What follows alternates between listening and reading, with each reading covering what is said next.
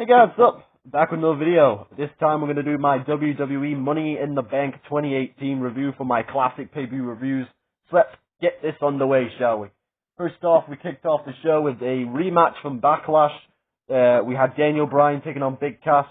This was a giant improvement of their Backlash match, which went 7 minutes.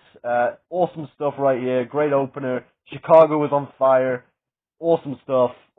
Big thumbs up to this match. They did it was just really good stuff. Like, they did more in this match. It wasn't just Big Cass dominating, getting cocky, and then getting caught like a jackass, and then beating Bryan up after the match. It was actually more competitive, and yeah, it was really good stuff. I was really impressed with this match. Really good stuff. Daniel Bryan, of course, picking up the win. And of course, this would be the end of Big Cass in WWE, as he would be released not long after this. So very unfortunate there. But I'm glad, he's in AEW. He went to Impact after, we went to Impact as W. Morrissey. He did good there. And then of course, he's now in AEW as Big Bill, feuding with the Hardy Boys. Very interesting stuff. So there you go. Anyway, next match we had Sami Zayn versus Bobby Lashley. This was exactly what it needed to be. Sami Zayn had been making fun of Bobby Lashley and his background and his army background, calling him a fraud and all that stuff. So, kind of what it needed to be. Bobby Lashley just destroyed him.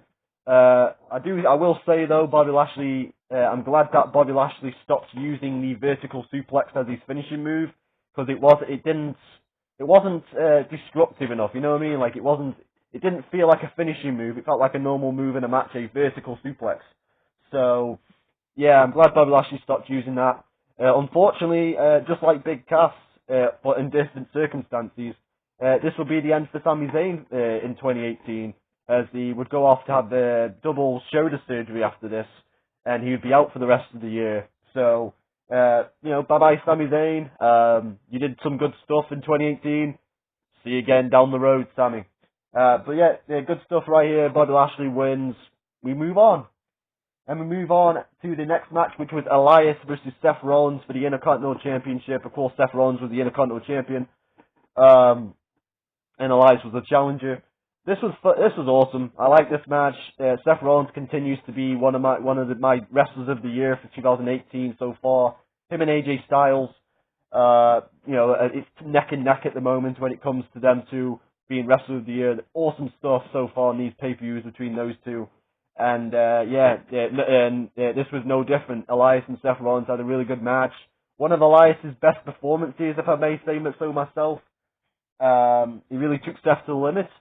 And, Seth Rollins had to pull a dirty trick out of his bag to win the match. He didn't pin him with a stomp. He pinned him with his, basically hooked the tights or the belt of Elias' pants. So, pretty cool stuff right there. Seth retains the title in a good performance from Seth Rollins. As we move on to the next match, which is the Women's Money in the Bank ladder match. We have Sasha Banks, Becky Lynch, Ember Moon, Lana, Natalya, Naomi, Alexa Bliss, and Charlotte Flair. This was awesome. I like this match.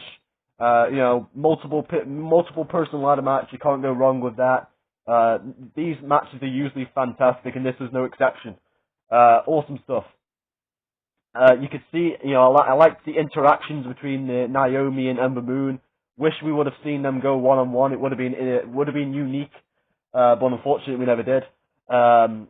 Also, I liked the interactions between Becky Lynch and Charlotte Flair. You could see the cracks in the friendship starting to show between those two, which would, of course, lead to more down the line in 2018, later in 2018. But we'll get to that when we get to that. And of course, just as Becky Lynch thought she had it in the bag, Alexa Bliss snatched it away from her and was able to win the Money in the Bank ladder match. You could make the argument that Alexa Bliss didn't need this, and I totally agree. But as an Alexa Bliss fan, I'm a bit biased. I have to admit I'm a bit biased.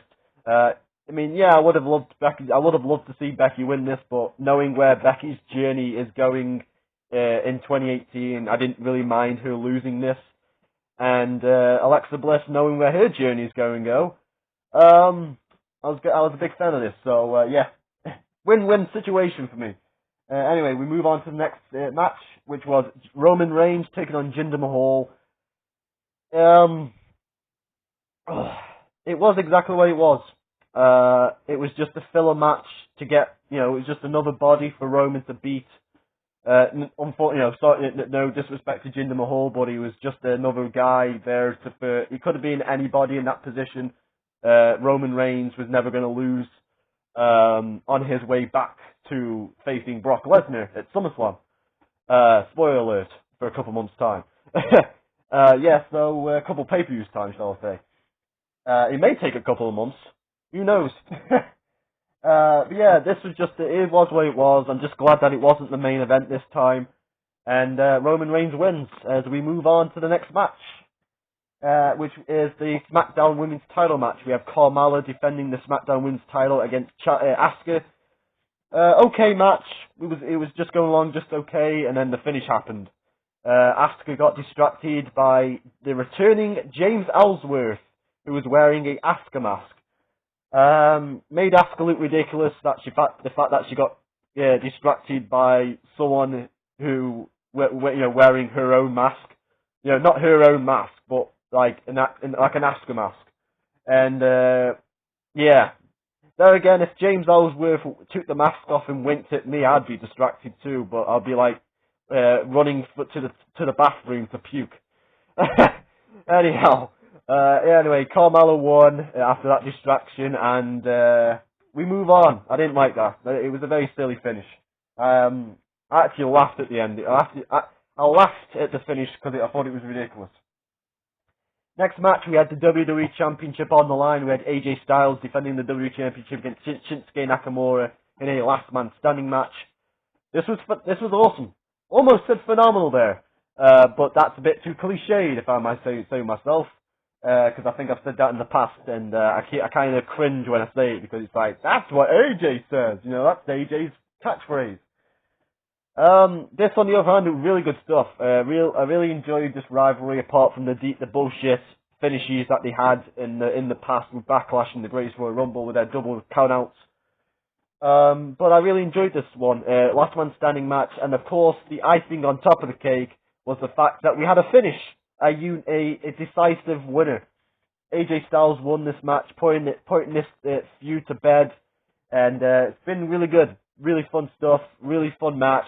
Glad that AJ Styles and Shinsuke really had a fantastic performance, in my opinion, in this last man standing match, and I'm glad that they were able to put this one to bed and move on from this feud, because it's been 4 pay-per-views in a row. 4 pay-per-view matches in 2 months. It's kind of ridiculous a little bit,